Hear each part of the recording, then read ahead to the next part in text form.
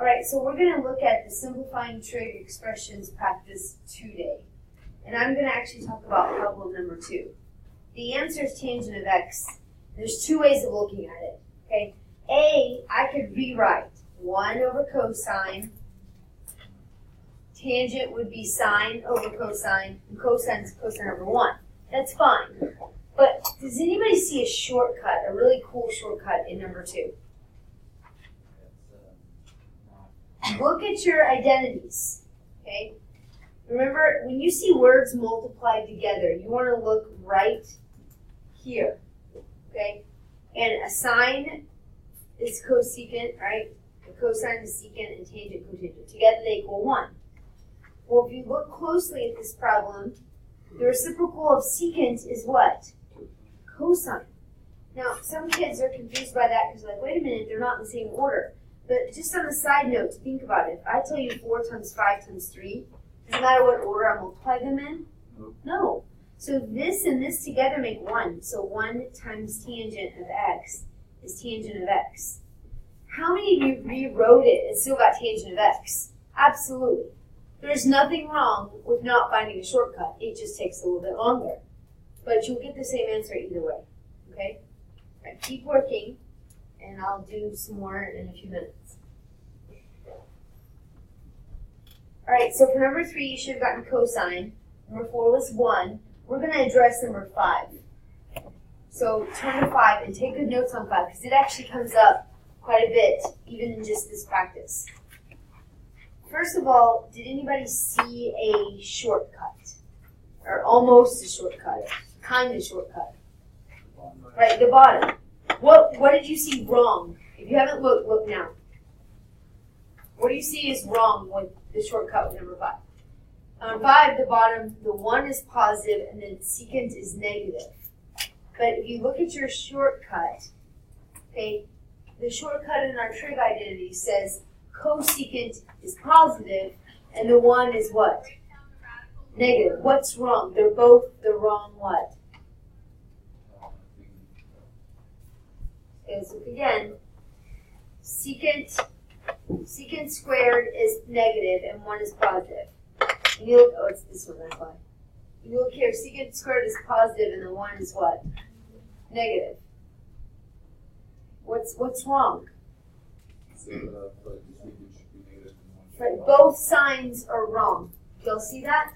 Okay, when that happens, when you're like, wait a minute, it's almost this, but both signs are wrong. Both signs are wrong, and this is what you do. Okay, take a note, ready? You have to, when both signs are wrong, you're going to factor out a negative. In other words, I'm going to put a negative 1 out here, or negative. And then I'm going to, in parentheses, change the sign. So this positive 1 now becomes a negative 1. And this negative secant becomes a positive secant squared.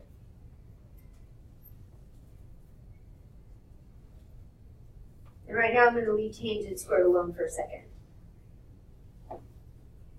Now then, go back and look. Positive secant, negative 1. Let's check our work here. Positive secant, negative 1. Are we okay?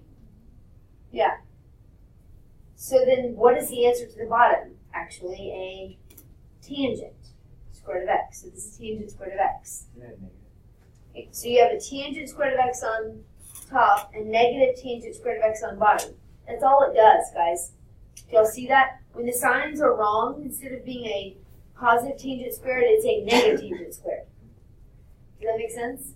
So when you divide, what are you going to get? Instead of a positive 1, you're going to get a negative 1. Okay, I'm going to let you keep working, and then I'll do another problem in a minute. All right, for number 6, all right, to kind of see how you're doing, did you get 1? 6 should be 1 if you did it right. And 7 should be cotangent square root of x.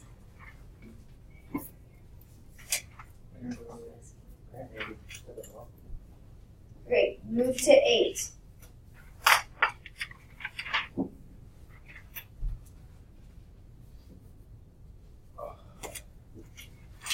Move to 8. Right.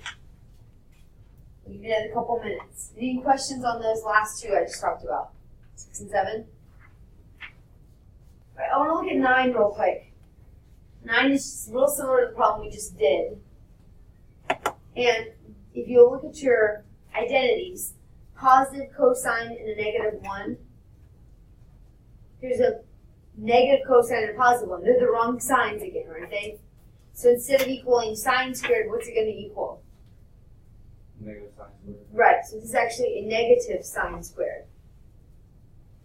Right, because you have to take out a negative and give you negative cosine squared of x plus 1.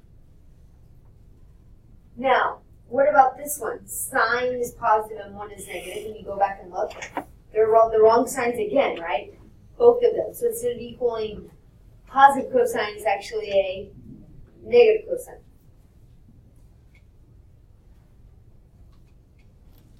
Y over x is tangent, right? They're both negative, so it's tangent squared of x.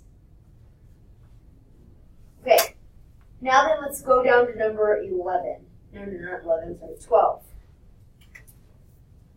12 takes a lot of space. So we're going to do number 12, right, really small, and start way over here on the left. Okay, this one's kind of a tricky one. First of all, look for a shortcut. These are adding, but there's nothing that's squared, so we're not allowed to use them. So then the first thing you're going to do is just rewrite. Okay, so take the numerator, okay, and why don't we rewrite it? I'm going to write it up here, because I'll have room. So sine of x over cosine of x plus cotangent is the opposite, cosine of x over sine of x.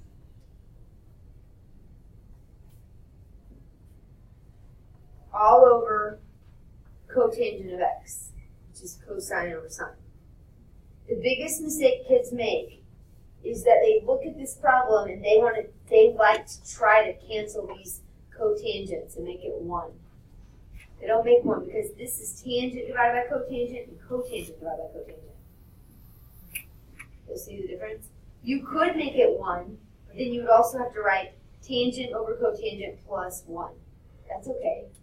But this belongs to both. Do y'all see that? Okay. There's more than one way to solve this problem, okay? Remember, there's lots of ways. So that way will work if that's what you did. You could write tangent over cotangent plus 1. Now, this part, if this is nice and pretty, it's a fraction in the bottom, right? If I can just get a fraction in the top, I can flip it. But this is not a fraction, it's 2. So how do I put 2 fractions together? How do I put 2 fractions together? Get a what? Common denominator. Excellent. Okay, so let's do that. Get a common denominator right here, which would be a cosine and a sine. Which means you compare, this side needs a sine, giving me sine squared of x. And this fraction here needs a cosine, giving me cosine squared of x.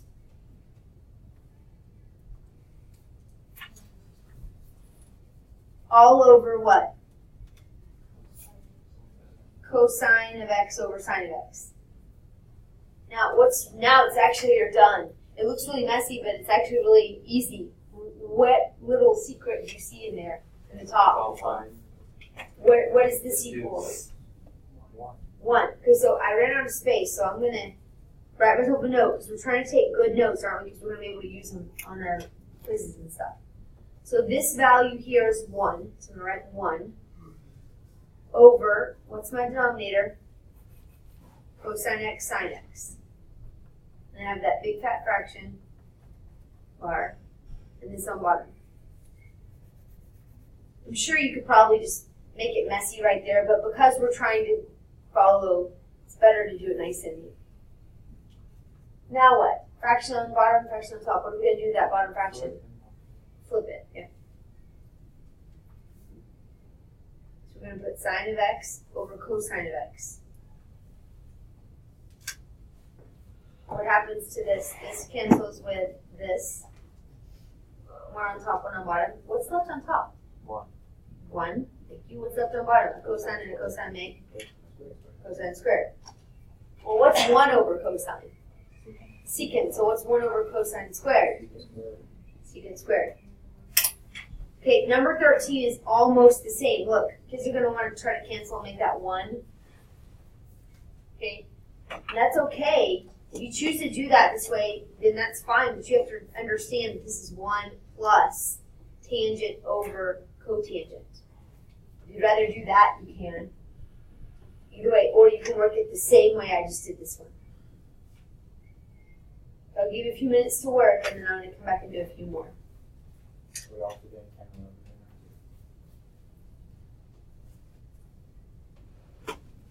over Okay, so now then, guys, I'm going to work 14 and 16 with you.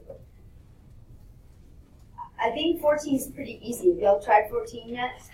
But let's look for shortcuts. I see multiplication. But secant and cotangent don't make 1. And cotangent and cosine do not make 1. So what do? We have to rewrite it, right? So come on, let's rewrite it together quickly. 1 over, let's start way over here. 1 over cosine of x, that's secant. This cotangent is cosine of x over sine of x. Minus cosine of x over sine of x. There's a cosine, which we're going to leave that alone. Cosine over 1.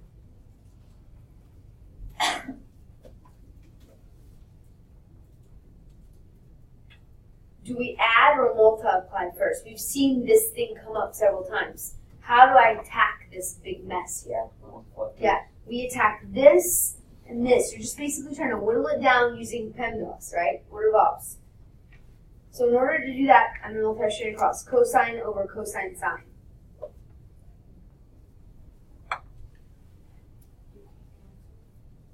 Yes. I'm so sorry. Thank you. I just wasn't even paying attention. I was in such a hurry. These cancel. Thank you. And you end up with 1 over sine.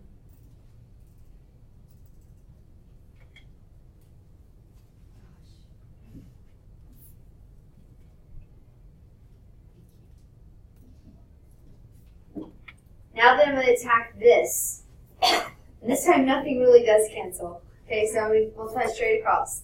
Cosine squared of x over sine of x. What kind of problem do we have now? A subtraction. And what's cool about it? What do they already have? Yeah, so some of you may just be able to see this naturally. This is 1 minus cosine squared, which is what? Sine squared. Or if you don't see it in your head, then just rewrite it. Sine's on bottom. I have 1, drop this over in here. That's the same thing. Whatever, however you like to see it. But what is 1 minus cosine squared? So now then, one of the signs cancel and you end up with just sine of x. Let's move to 16. We got time for 16.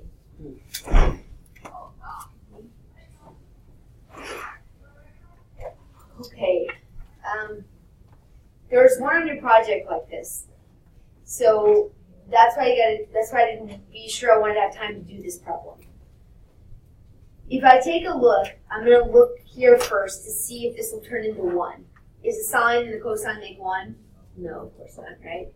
So then I'm going to look at this. This is a squared. What does that mean? It means how many times you have to write it. You have to rewrite it, remember? This goes away, and you write it again, sine of x minus cosine of x. When you see a square, it means there's 2 of them. That's why the problem is hard. Because what are you going to have to do now to this right part in order of ops? A binomial and a binomial means we're going to have to FOIL. All right, so let's dig in. It's not hard, it's long. Okay? Let's do the numerator really quick. Let's go. I'm going to start way over here and write 2 sine of x cosine of x. That's what we had. Plus, thank you. That's right. We're just going to FOIL it. Sine squared of x minus, it doesn't matter what order, sine x cosine x. Then you have to multiply the cosine. So minus, I wrote this one as sine cosine, so I'm going to write this one as sine cosine also. plus cosine squared of x. I know it has a denominator, but let's just work on the numerator for a little while, all right? Don't forget there's a giant denominator there, but let's take care of the top first. Does anybody see anything that looks good? Yeah, what do you see? Yeah. If this were AB, it's like two ABs, a negative AB, and a negative AB. Think about it as an X. These are two X's, a negative and an X. Together, this makes what? How many of them are there here? No. There's two. Yeah. So this is actually negative 2 sine X cosine X. What's going to happen with this one and this one? They're going to cancel. Okay, but because they're notes, I'll write it out for you. And that's all of it. What happens here? This one cancels with this one. What happens with the sine and the cosine? What do they make?